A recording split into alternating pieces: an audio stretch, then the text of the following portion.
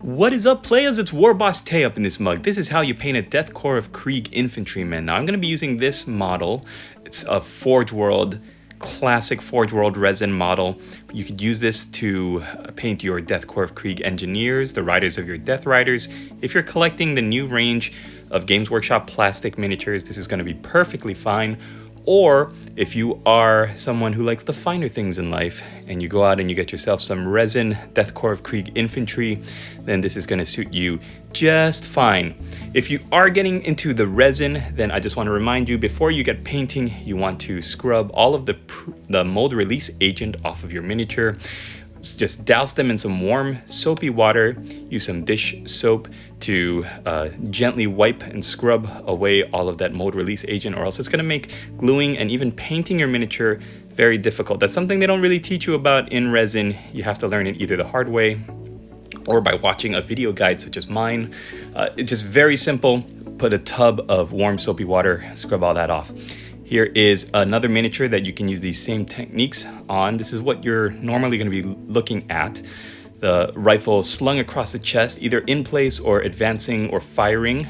And the one I'm using is just so that you can get to see how I paint the inner part of his chest and his greatcoat. Hey, if you'd like to read some of my writing, I've just finished my NPCs Treads of Valor series. It's 5 books in the series. The first 2 books are free if you pick up your ebook at any retailer except Amazon Kindle.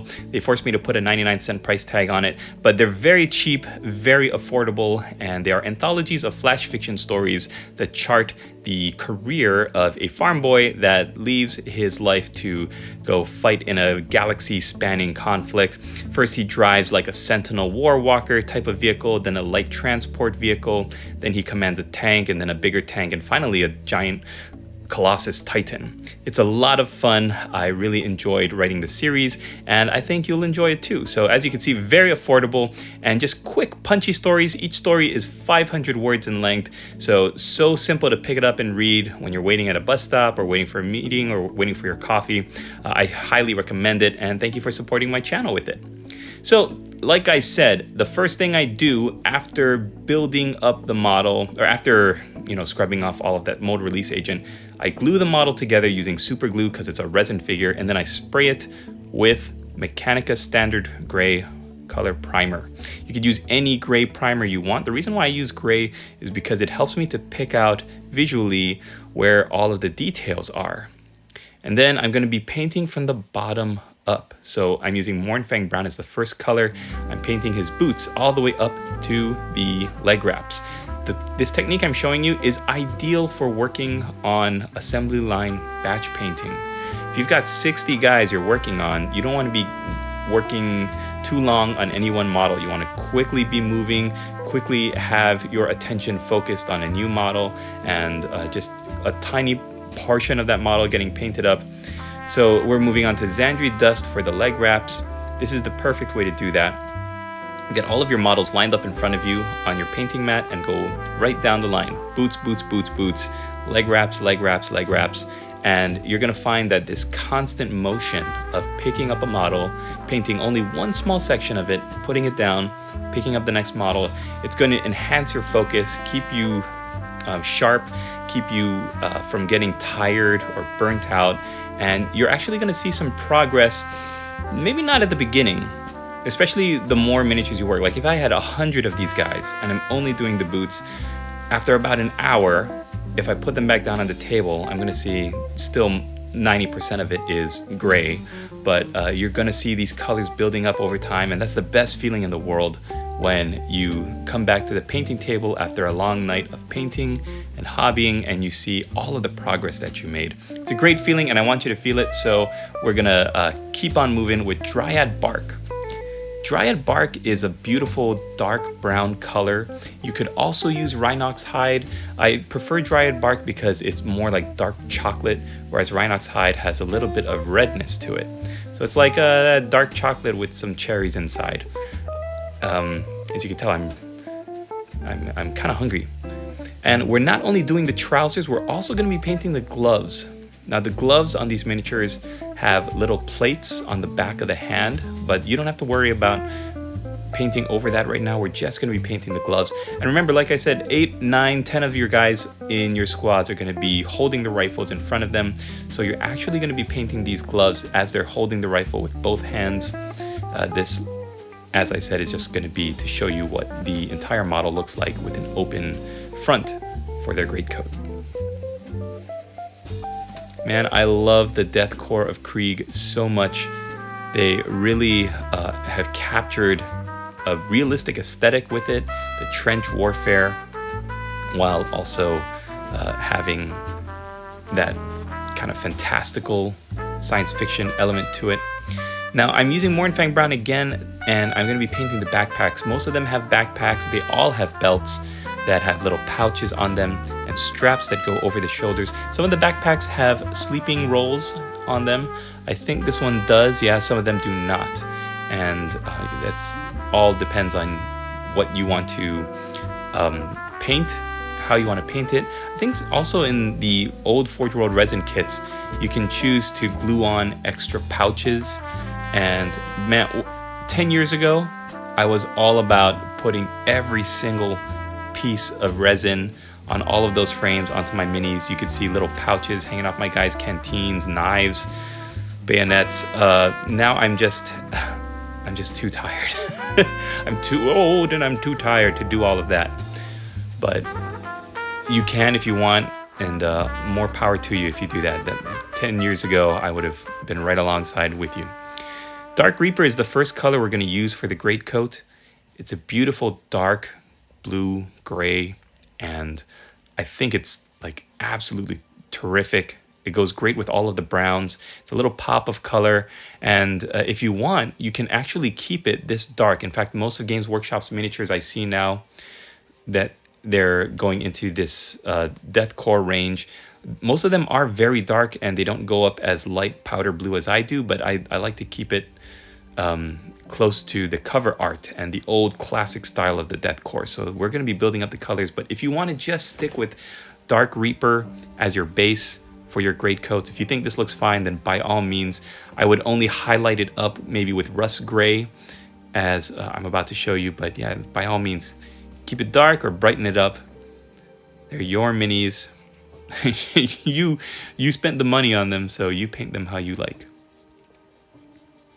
As you can see, there's a little canister at the bottom of the backpack. What I've found is that what I really like to do is paint most of the metal, like the administratum kind of equipment and war gear, war machines, artillery pieces. I like to paint them in a dark Castellan green, kind of like that. This is their utilitary across the entire galaxy. So it doesn't matter who you are or where you're fighting, you're going to get this dark green equipment.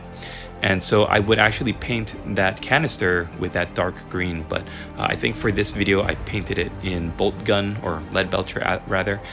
But either way, either one is fine. And I've noticed also one of the alternative color schemes for the Death Korps that Games Workshop has released is this green and brown, almost like American World War II colors. So that's an alternate way of painting your Death Korps of Krieg. For this one, I'm going to be showing you El Clasico, the old school style of the powder blue greatcoats, brown trousers, and everything like the box art.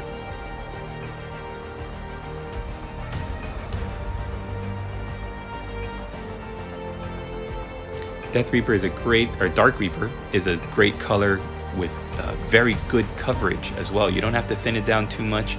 It's not gonna get too thick and gloopy.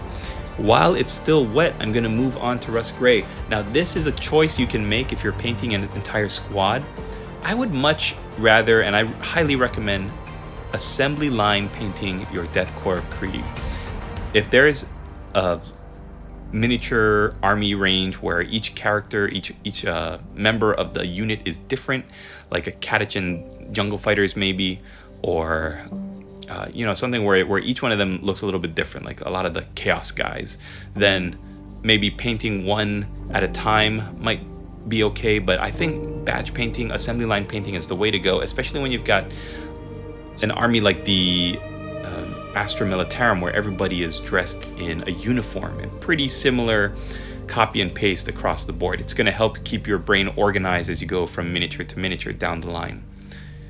Now with the rust gray, I'm painting right on the Dark Reaper. So the point of that whole last monologue I just did was that if I'm painting an assembly line, then I'm going down the line painting Dark Reaper one by one by one. By the time I get to the end of the line, the first guy's Dark Reaper is going to be pretty dry. And then I can just layer on this rust gray coat right on top of that. Now because I'm painting only one miniature for you, the Dark Reaper is still pretty wet. So I'm utilizing a technique called wet blending. And ideally you would have two paintbrushes for this technique. The first one would be loaded down with rust gray, and you would put that rust gray on top of the Dark Reaper while it's still wet, and then you would switch over to the second brush and blend the two colors together using that dry brush without any rust gray on it. Then you switch back over to the rust gray brush, add a little bit more color, and then feather it or blend it with the second dry tip brush.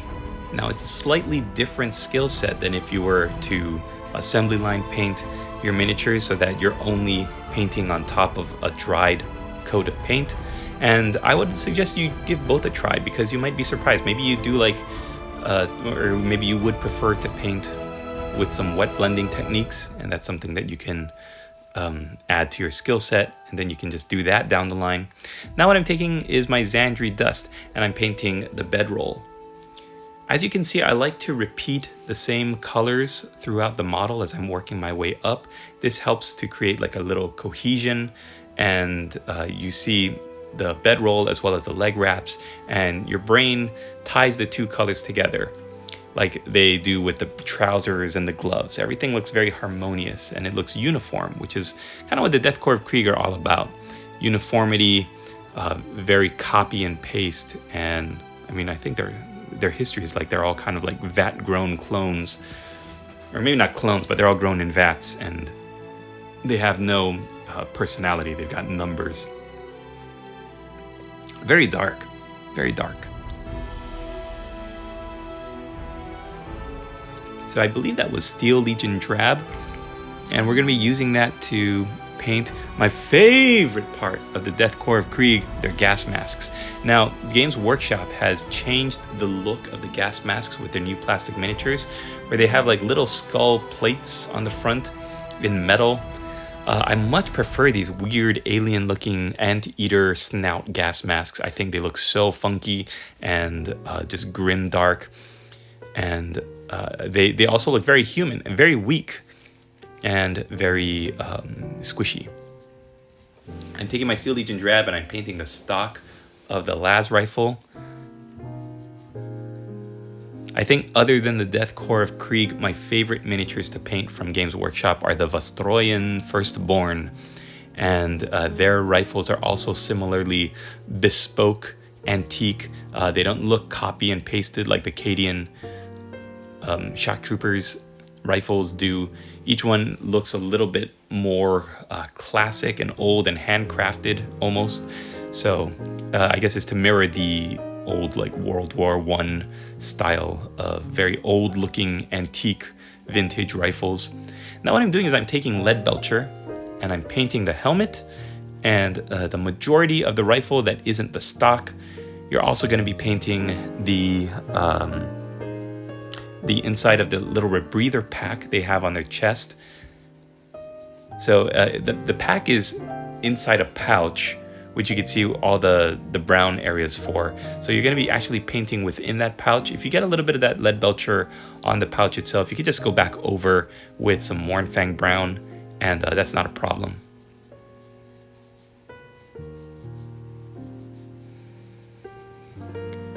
What I used to love to do was build my Death Korps of Krieg with bayonets, and they have bayonets in the pack when you buy them.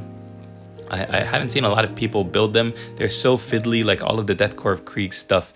But if you do attach your bayonets to the end of your barrels, then of course you would be painting them in this lead belcher as well. Don't forget to paint the hose on their gas mask in lead belcher. And at the bottom of the stock, there is a silver back like a little brace at the end. And there I am painting the silver inside of the rebreather pouch, or the pack unit pouch. And then there's also a little insignia and buttons on the coat that you paint in Leadbelcher as well.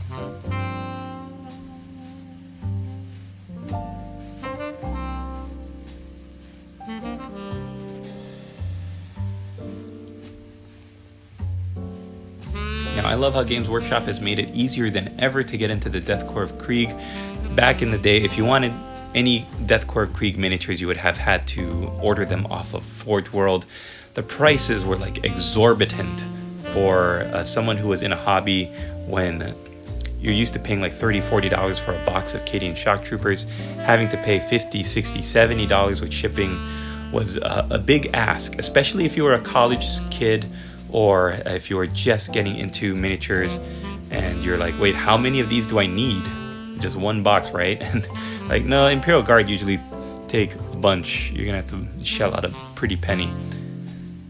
Now looking back, now that I'm able to afford to get more Death Korps of Krieg from Forge World, it really is like going back to your childhood and enjoying the things you used to enjoy when you were young, but seeing it from a different perspective, because you're able to really enjoy it now that you can afford it, and you can take pride in painting it now and being a little bit more secure in your artistry. That's what I'm all about. My channel is all about helping you achieve a high tabletop standard, have a good time doing it so you don't feel burnt out at the end of each of your painting sessions.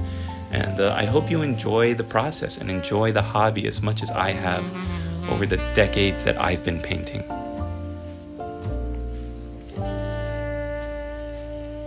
All right, that looks like, I can't tell if that's still rust gray or if I've gone up to Fenrisian gray yet, or Fenrisian blue. Yeah, that looks like Fenrisian blue. It's a little bit lighter. So let me tell you my process for highlighting these miniatures. I use up-down stroke motions, vertical to paint most of them because I want to simulate the light coming down and highlighting especially the folds in the fabric and anywhere where the greatcoat would be exposed to the light.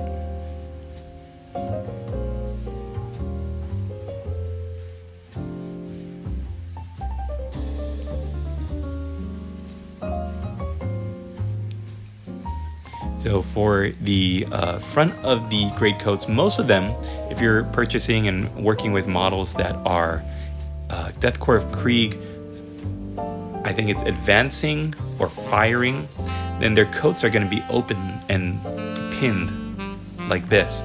Now, if you have the Death Korps of Krieg at ease, where they're not running forward, they're kind of standing in place, the greatcoats are going to be unbuttoned and just kind of hanging loose in the front. The flaps are going to be closed. So you can really replicate that up and down vertical paint strokes to show the highlighting. I think I'm going horizontal paint strokes. Just follow the lines of the folds, basically. All right, I did take a couple of hours there to catch some shut-eye and come back to the painting table in the morning. It also gave my miniature a little bit more time to rest and to dry, which is what you need, especially because I didn't want to keep wet blending. The Rust Gray and the Dark Reaper was a nice wet blended finish. So what I wanted to do with this Fenrisian Gray now, or Fenrisian Blue, was to paint on top of that once it had dried, so I could really pick out the folds where the lights and the highlights would appear. As I mentioned before, you can stop at Rust Gray as the highlight. Going Fenrisian Blue, this extra step is really going to pop out your miniatures, especially when you put them down on the battlefield. This extra level of brightness, this highlight, is going to really make them pop and stand out, which is why I like to do it. I always like my miniatures to stand out on the battlefield.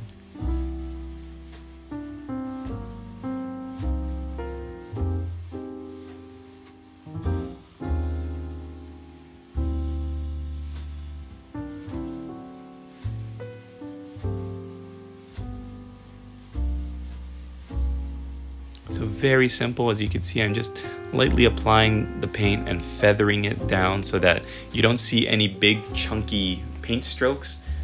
The last thing you need, especially when working with fabrics like this, is chunky paint strokes. You want to blend in the edges of your paint strokes so that you really have a very natural looking finish. Alright, moving on to the highlights for the dark brown, we've got Gorthor brown. Now all you have to do is thin out this paint, put a little bit on the tip of your brush, and then the trousers have some really nice folds on them where you can really pick out those lines. There's no guesswork involved. You really can see exactly where those highlights are going to go. And then for the gloves, very simply just paint the highlights onto the fingers and try not to get that Gorthor brown in between the fingers. You want to really pick out each individual finger so that it will look like you can pick them out from a distance.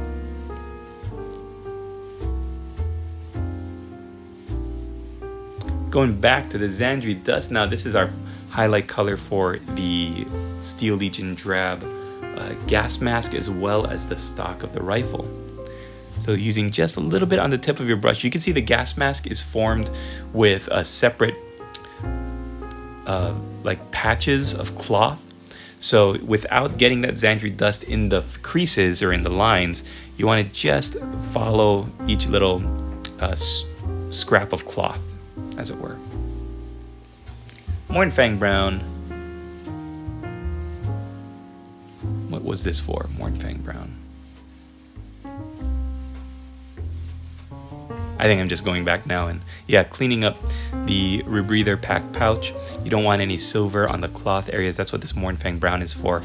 So very, very gently clean up those silver lines. And let me tell you, anytime you want to up your painting game and give yourself an extra boost to the quality of your miniature, just go back and clean up the lines so that you don't have any bleed over.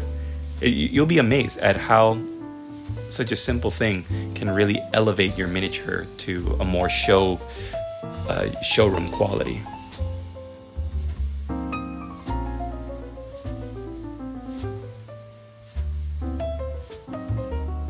Alright, what are we doing now? I think this looks like I took some Carrick stone, or I think it could also be Rackhearth flesh. Yeah, whatever that color was, this is the third highlight for your gas mask.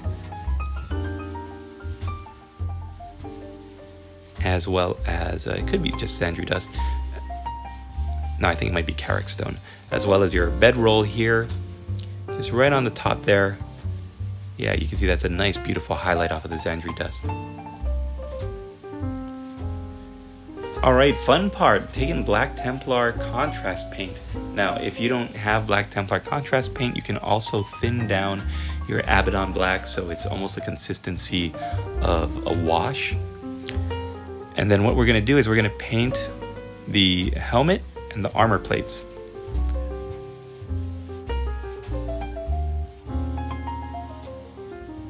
This is going to create that very dark, tarnished iron look that I think the Death Korps of Krieg has for all of their armor. You're also going to use the Black Templar and just dot in the eyeballs, right, the eye lenses.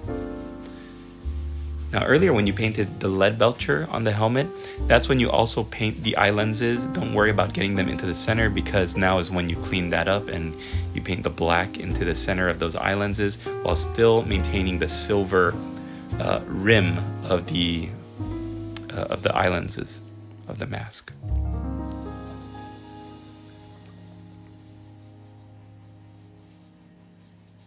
Now they've also got shoulder pads, which you should have painted in lead belcher.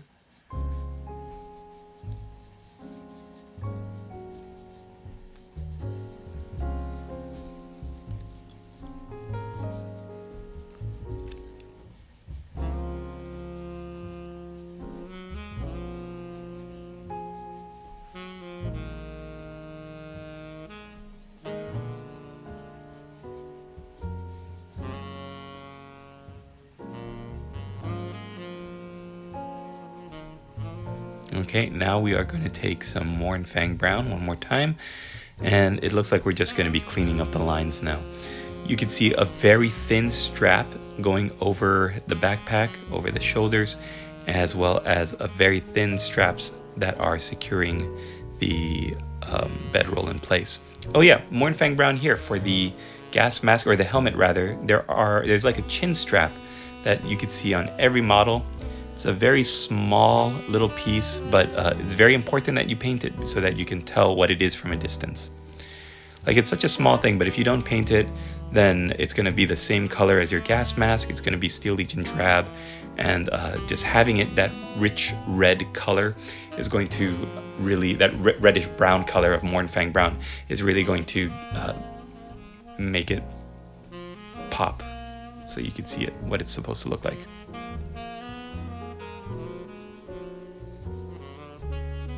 Now, Agrax Earthshade and all over wash, this is something that is debatable whether you should do it or not. You can, like I've always used an all over wash with Agrax Earthshade, but it does tone down the colors, and it does mean that you're gonna have to go back and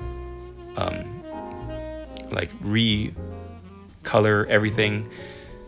If you want to just use it in the deep recesses and the shadows, then you could do that as well.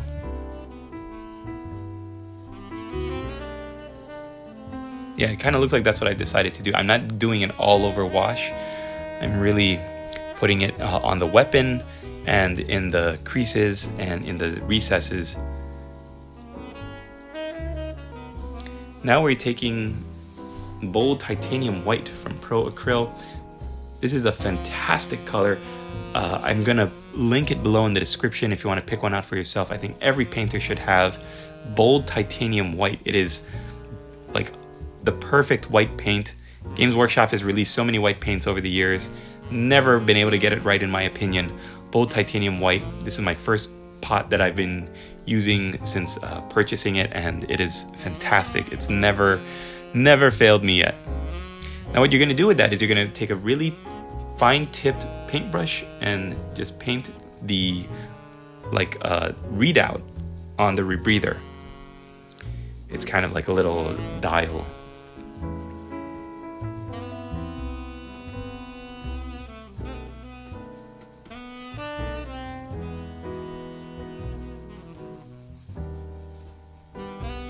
And painting these again really takes me back to why I enjoyed painting miniatures in the first place. Like the humans, the regular men and women of the Astra Militarum and the Imperium fighting for their Imperium. It's just such a fun looking miniature compared to the Cadian Shock Troopers. Retributor armor is a bright gold color that it's like a yellowish gold, and it's really good. It has good coverage. I'm going to be painting the insignia on the helmet.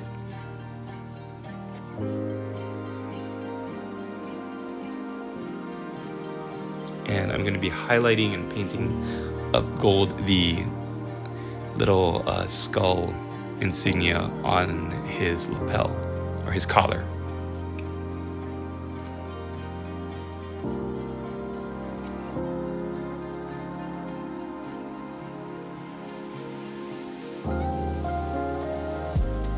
There's a reason why I don't do any jump cuts for you guys, except for when I like stopping to paint for the evening and I jump ahead to when the paint is dried.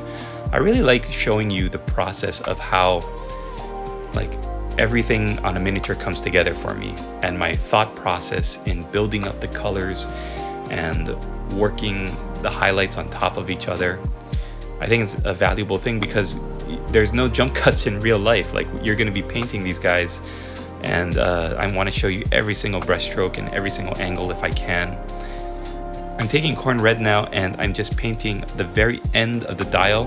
Kind of like to show when the dial gets into the danger zone and the little hand is all the way at the end. So you've got the white readout on the rebreather unit, and then that little red danger zone at the end. Yeah, it's all coming together. Now, I've seen some people painting the eye lenses in the gas mask red, And I don't really agree with that, because I think the Death Korps of Krieg are much more like amazing looking if their eye lenses are blank, so you can't really tell what they're thinking. Red almost looks like an eye, like eyes in itself, like the red eyes of an orc or the red eyes of like a demon.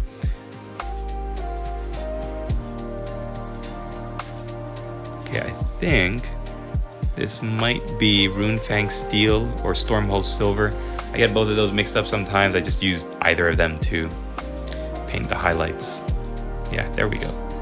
So I think that might have been Leadbelcher, just bringing the color back, and then now using this Stormhold Silver to really pop out the color, the silvers.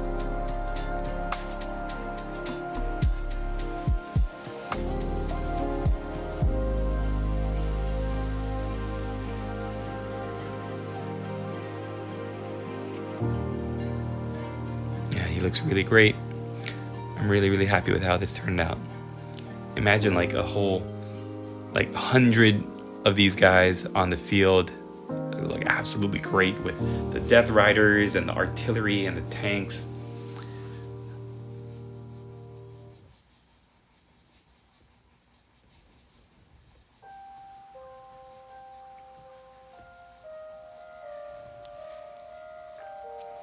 On the back, you also see they have like little eagle, I think they're like clasps or buttons. That's why I paint them in silver on the backpack. There's two, like on either side underneath the bedroll. So that's why I always paint those in silver. Okay, now we're getting to the fun part, which is a little bit of wood grain on the stock. I think I just used either Carrick Stone or Xandri Dust, doesn't matter which. It pops up nicely from the Steel Legion Drab. Yeah, Carrick Stone.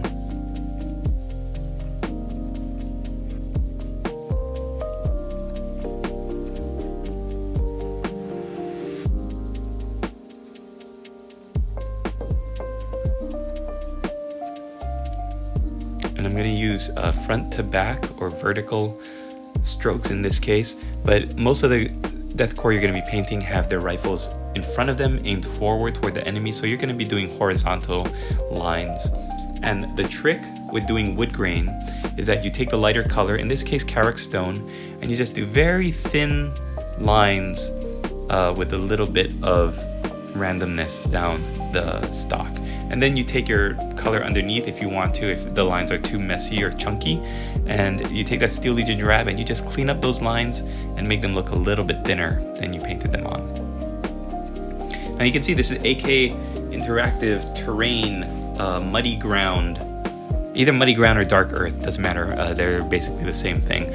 I'm using a little tool here to apply it. At some point I realized it's a little too messy and uncoordinated, so I take, you could just take some water on an old brush that you're not using anymore. Yeah, the way I applied it really wasn't the smartest thing to do, because these tools they're dry, and if your muddy ground has been sitting for a while, then it's going to go on like clay. It's not going to spread the way you want it. You want it to look like mud and have the consistency of dark, wet mud. So yeah, the way I'm doing it really isn't doing me any favors. So I got to get like a brush and add some water to it. And there we go. That's an old brush I don't really use anymore, so I'm just going to scrape it onto the base. Then I'm going to take my brush, dip it in some water, and use that to really get the consistency of wet mud to make it spread out on the base more than just, right now it looks like drying clay, which is what I don't want.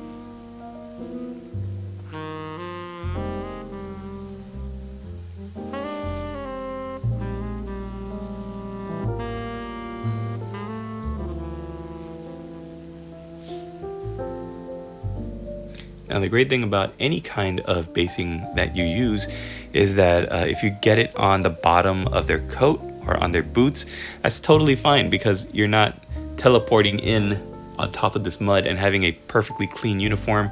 Ideally, you would think that these guys have been fighting in the mud, in the trenches for a while, so it's okay if they have some mud on their boots.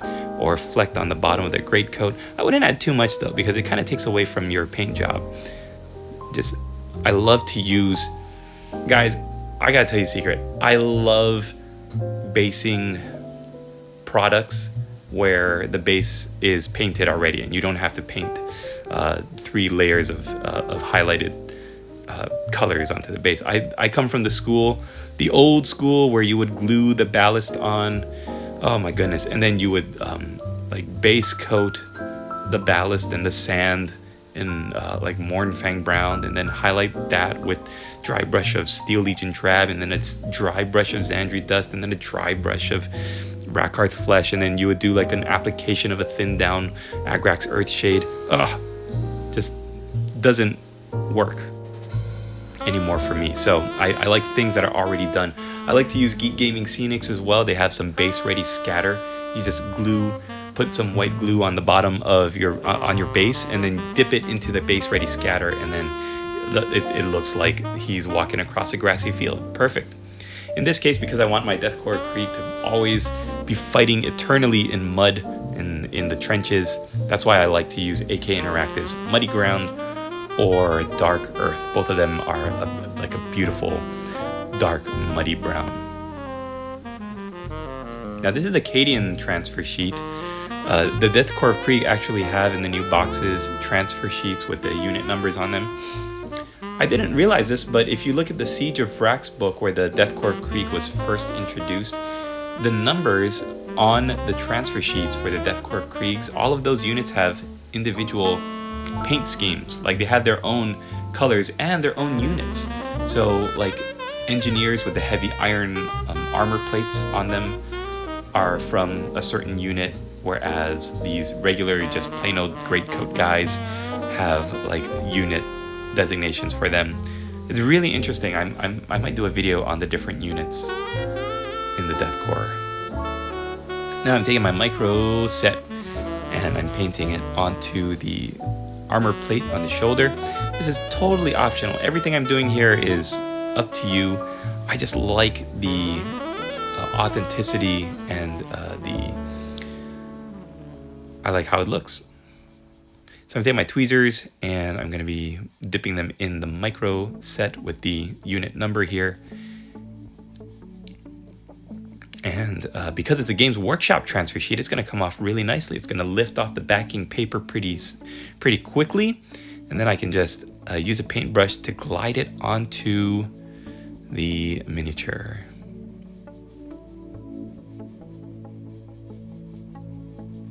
Ooh, tricky.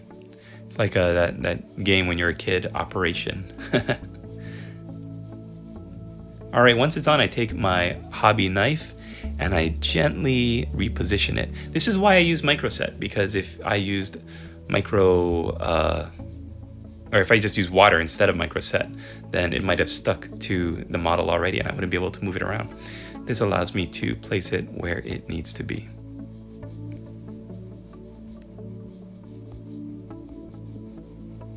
After letting the model dry overnight, I took some microsol and I painted it over the transfer. This dissolved the transfer a little bit and bonded it to the miniature, so it really looks like it was made to go onto the armor plate rather than looking like a water slide decal that was just placed on top of the miniature. It actually looks like it was bonded and sealed onto the miniature. It's a much nicer finish. So microsol and microset, I highly recommend using it if you work with transfers. I'll put a link below in the description for that as well. And thank you so much for watching, guys. I hit the base with a little bit of Abaddon Black on the rim of the base, and after that, the model is ready to go. The best way to paint Death Korps of Krieg, most miniatures I would say, but definitely Death Korps of Krieg, as opposed to something like the Hedonites of Slaanesh, where they all have to look different, or Empire miniatures from Old World or Warhammer Fantasy, where they've all got little doodads hanging off their belts. The best way to paint Death Korps of Krieg is to go in an assembly line fashion, get each individual element painted, moving down the line, and then heading back to the front of the line and working on the next one. I hope you enjoyed this video. I hope it inspired you, and let me know what your experience is like. Do you enjoy the Death Korps of Krieg, or is there some other video you want to see me do? Leave a comment down below. Thanks for watching.